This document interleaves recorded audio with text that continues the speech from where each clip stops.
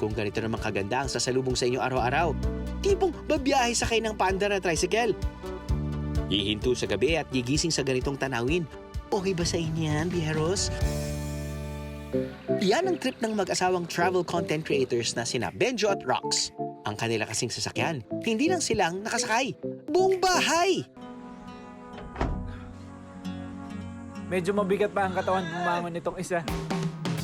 At ang ruta nila, biyaheng Camarines Norte.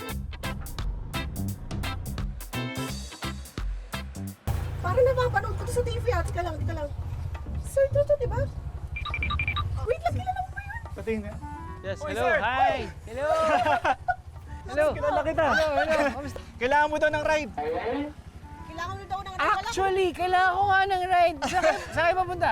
Dito lang sa nahanap ko ng kainan. Ako, nagugutom din ako. Pwede ba ako sumabay? Pwede mo. Oo, sige, Pero kain. paano yan? Iwanan ko muna si madam. Iwan na may misis mo. Hindi, babalikan ko para makakatsibog tayo ng ano.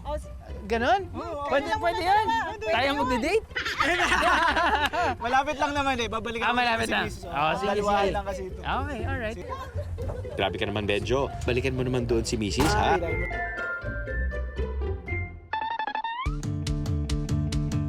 Gearing din siya. May gear din siya. Gusto mo i-try ko? Yeah, pwede.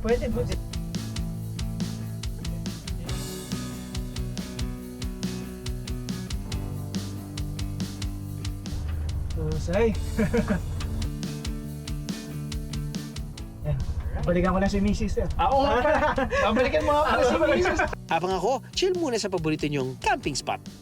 Ano ba tawag dyan? Tricycle? Ano ba? I mean, Tri-wheel. Tri-wheel po. Tri-wheel generally yun yung tawag. Oo, tri-wheel generally. Kasi may mga misconception dun sa tricycle. Kasi parang ang pinaka-definition ng tricycle is yung motor na nilagyan ng sidecar. Pero may isa rin naman pong parang tawag is tri-wheel, which is yung parang proportion siya na nasa gitna yung driver, tapos dalawang gulong sa likod. Like, yung driver. Parang yun. Bakit yun Try. naisipan? Try. We've been hit hard nung pandemic, talagang wipe out yung lahat ng assets namin. Before naging mobile car wash muna ito. Okay. Tapos parang everything, kumbaga, hindi nag-work out for some reasons.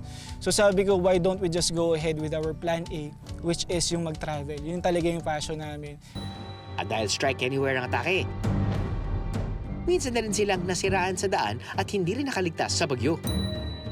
Sana naman hindi magtuloy-tuloy. Pero nagtuloy-tuloy ang ulan ng matagal. Tirikan kami ngayon, hinihila nitong kotse yung trike house namin.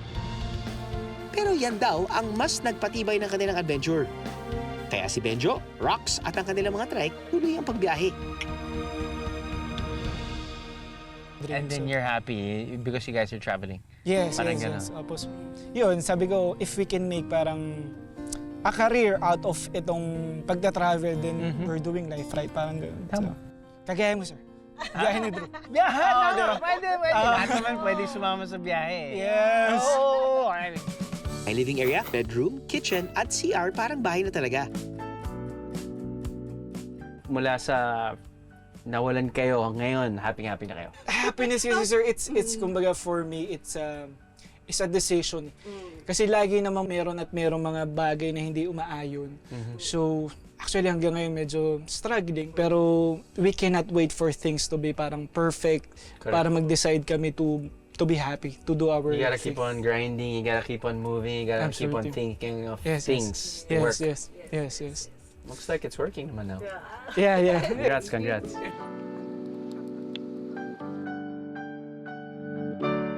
I am the meeting is a biyahe.